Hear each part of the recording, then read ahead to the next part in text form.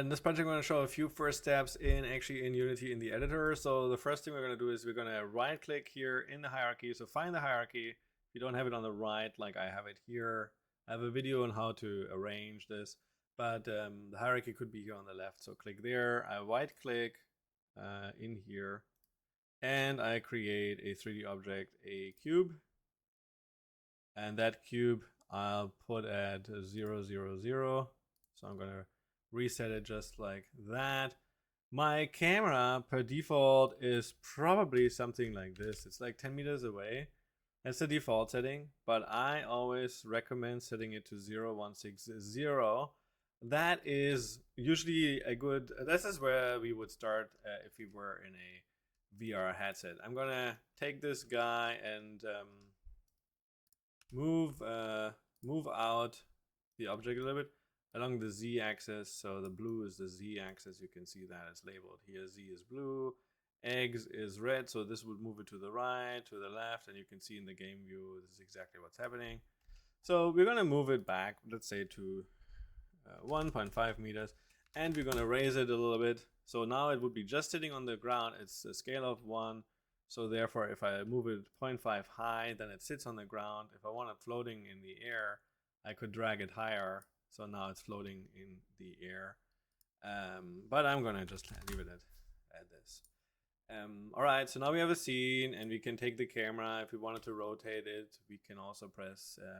So this is Q, W, E, R, T, and I guess Y, transform tool. The transform tool has like everything in it, so it's kind of like interesting. So you can actually scale it.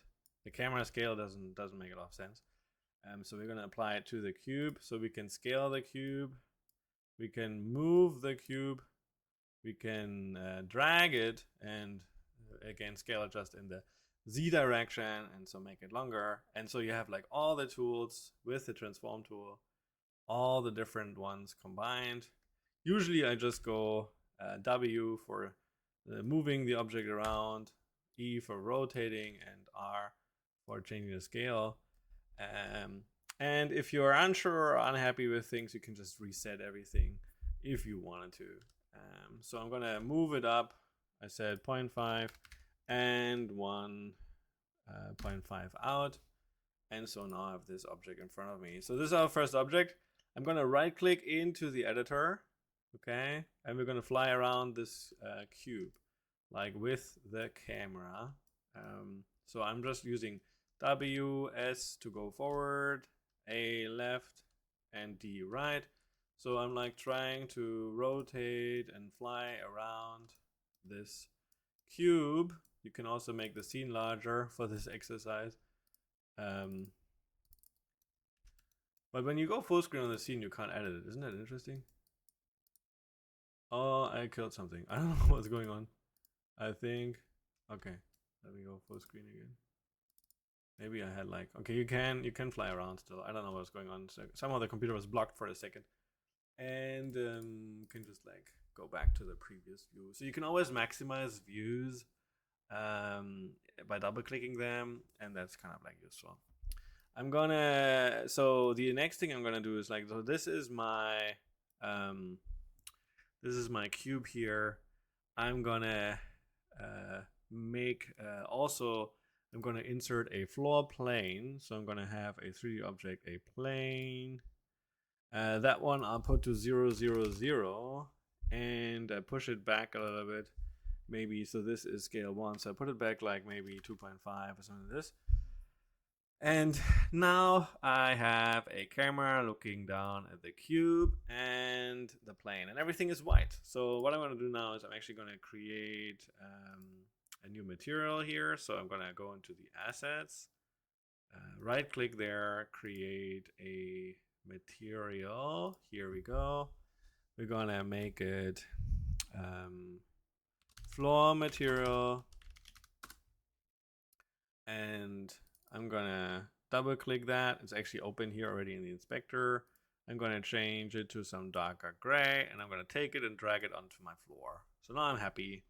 I have a floor material, and I'm gonna have a cube material, I guess. I'm gonna do right click, cube material, and and we're going to drag that onto the cube, but it's just white for now, and we're going to make it a bit more of a red cube. I am going to give it some opacity, but in order to see that opacity, I actually have to render it as transparent. So now you can see we created a semi-transparent cube in the scene. I'm gonna play it for you. So we are looking down-ish on a semi-transparent cube initially. We just don't have any controls yet. I actually have controls for camera, very basic camera controls while you're playing the scene. I can share these with you, but that's not a big deal for now. We could also take the camera and rotate it down a little bit. So you would do this along the x-axis. So take the red one here and rotate it down so you can see how we're bringing the cube in view. And I often like really clean values, so I probably just go 30 here on the x rotation. And these are the transforms. So 3D transforms, really important. X, Y, Z, three-dimensional. We have position, rotation, and scale. Scale is, so doesn't apply to all things. So for example, the plane here has a Y scale of 1, but you can change it to 5,000 if you wanted to. It wouldn't change anything. A plane doesn't have depth, so it doesn't matter. It could even be 0 or negative, I guess. Okay, 0 doesn't work, then it's not going to be rendered, so it needs to be at least something. But here, for a plane, only the X and the Z really make a difference. And for the camera scale, it doesn't really make a difference as far as I know. But we can say we're going to have a scale of 2, and the camera scale doesn't make sense. We'll control the perspective camera differently. And now we have our scene where we look down on the cube, we have a little bit of shadow. We can even see the shadow because it's a semi-transparent cube. We don't have a lot of semi-transparent material in the real world, but for this first little exercise, it was kind of cool. And we have created 2 materials in the scene, and we have a 3D cube, and we have a 3D sphere in the scene. So that is a good thing to start.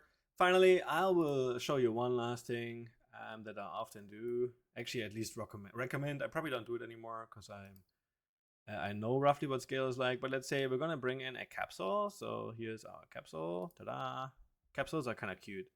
So let's say this is our player capsule. So I'm gonna put it up there. You can change the hierarchy. You can nest things, but you can also I'm gonna call this guy the player. This is our little VR player.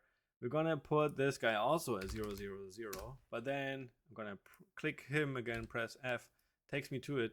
And so this is like, I want this to be at the position of the camera, but it's 0, 0, 0, so we're probably gonna have to push it out a little bit. And probably 7, 5, depending on, maybe even 1. Okay, so a capsule is probably 1 in each direction then, because you can see this, the cube scale is 1, and the capsule is like seems like twice as big. I'm not sure if this guy is floating, sitting directly on the ground. So this is our player size. Now you get a sense for a scale of the player relative to the cube.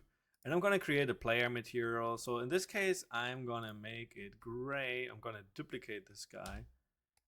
Control D duplicates it, and I'm gonna call it player material. And I'm gonna attach this material to the player. I'm gonna change it a bit more silver-ish, and I actually want to have it like mostly transparent but still visible, and see how that views. So it looks more like a ghost of a player now, and that still helps me. It's not too distracting in the scene. In fact, I think my player, I don't want it to cast shadows, so I'm gonna turn it off. So it's really just a preview, and a ghost doesn't cast shadows. And if I didn't do that, then you can see the shadow is here.